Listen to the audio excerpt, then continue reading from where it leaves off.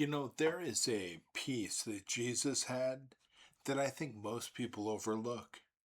A lot of people are not just tired because life is hard. They're tired because the world has learned how to keep their nervous system on a leash. Every day, something is trying to pull your attention, stir your anger, trigger your fear, or convince you that peace is irresponsible. The world almost trains you to believe that if you're not upset, you're not paying attention. And that is a dangerous way to live. You can care deeply and still refuse to be emotionally owned by every crisis. You can be aware of what's happening and still not let the loudest voice shape your soul. You can love people, grieve honestly, work hard, face reality, and still protect the inner peace where God meets you. And that, my friends, is not weakness. That is wisdom. And this is where a lot of people misunderstand Jesus. They think of him as a gentle, giving soul, and he is. They think of him as loving, and he is. But they miss how mentally clear he was. Jesus was not easily manipulated. He was not reactive, and he was not controlled by crowds, critics, pressure, praise, threats, politics, or panic. That may be one of the most overlooked truths about him. Jesus had peace because he knew who he was, who sent him, and what he was here to do. He did not let every voice become his assignment. And I think that's where many of us lose ourselves. We treat every opinion like it deserves entry into our mind. We treat every argument like it deserves a response. We treat every fear like it's a prophecy. We treat every problem like it belongs on our shoulders. Then we wonder why we feel anxious, angry, confused, and spiritually drained. You were never meant to carry the whole world inside your chest. You see, Jesus did not live that way. He entered a broken world, but he did not let brokenness around him break his center. He saw sickness, grief, injustice, hypocrisy, hunger, betrayal, and even death. And he was not naive. He was not protected from pain. He was more awake to reality than anyone around him. Think about that. But he was never frantic. And that matters because peace is not the same as ignorance. Peace is not acting like nothing is wrong. Peace is what happens when truth is stronger than the noise around you. I think one thing people overlook about Jesus is how often he withdrew. He stepped away from crowds. He went to quiet places. He prayed before decisions.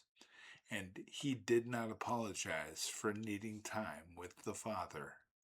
Think about that.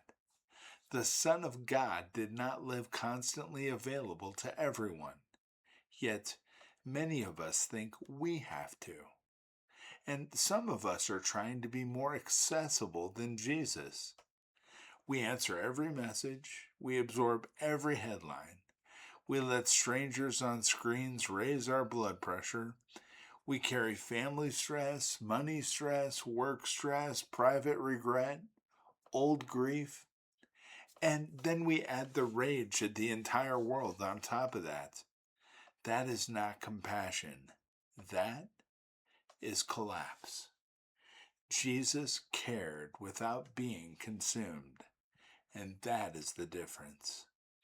He could stop for one hurting person in a crowd because he was not enslaved by the crowd itself.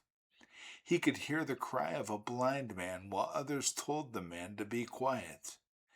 He could speak with a rejected woman at a well while other people avoided her.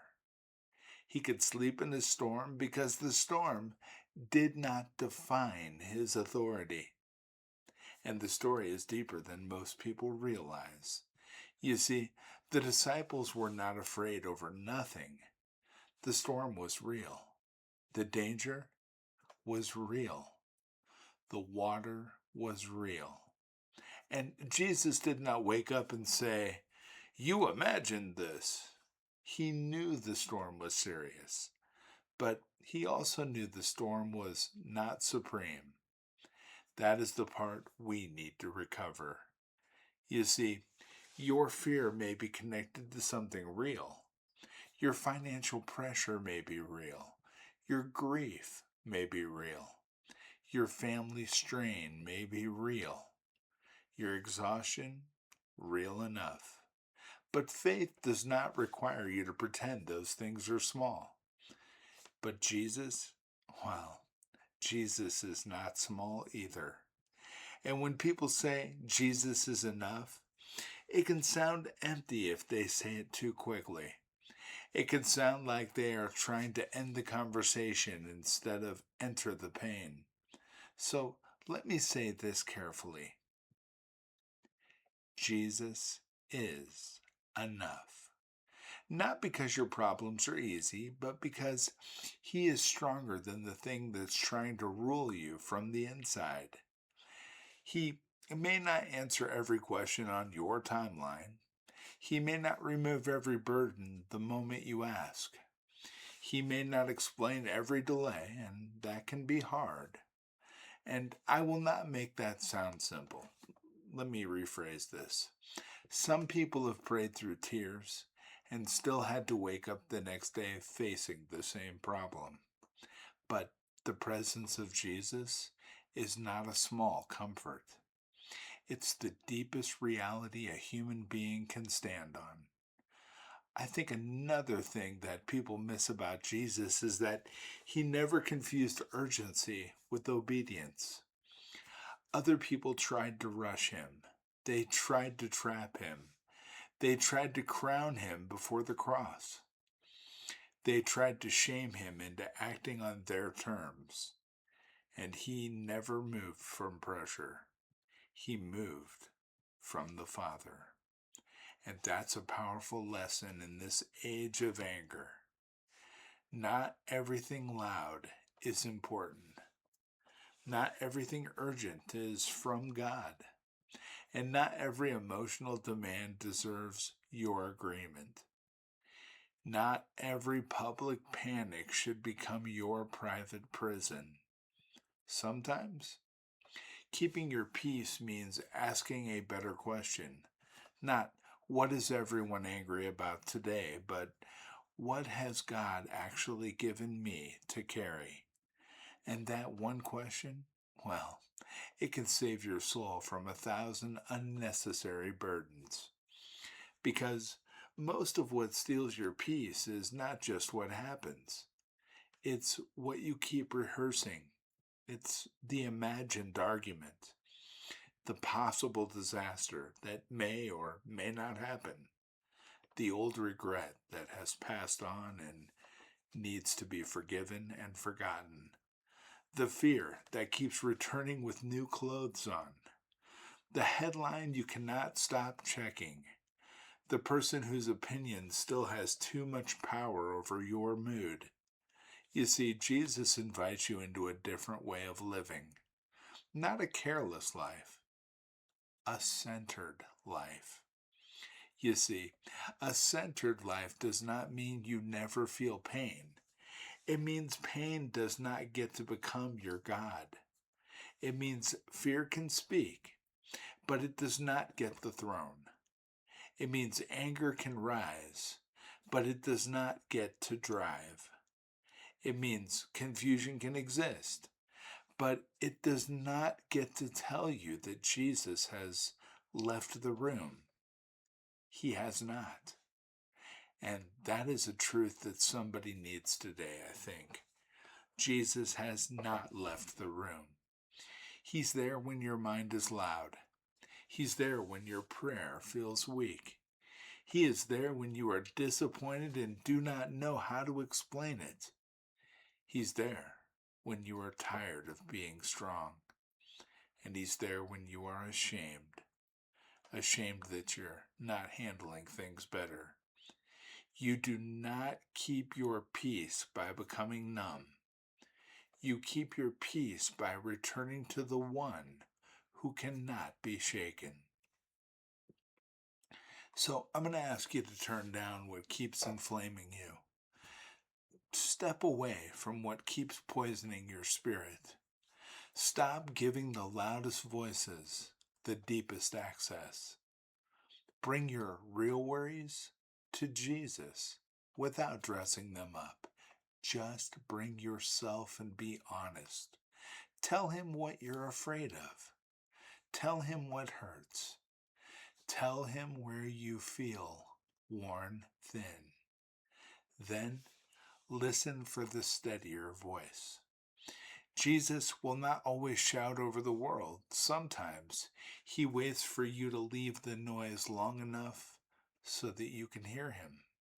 And when you do, you may find that peace does not always arrive as a dramatic feeling. Sometimes, peace is simply the return of spiritual sanity. It's a moment you remember that God is still God. It's the breath that you can finally take. It's the strength to do the next right thing without carrying the next 100 things. The world is loud. People are angry. Life is confusing. But none of that is new to Jesus. He walked through a loud world without becoming loud inside. He faced hatred without becoming hatred. He carried sorrow without surrendering to despair. He stood before power without losing himself. He went to the cross with more peace than the people who condemned him. That is not weakness. That is strength most people will never understand. So stay close to that Jesus, not the watered down version or the religious cartoon. I'm talking about the real Jesus, the clear, strong, gentle, unshaken, present Jesus.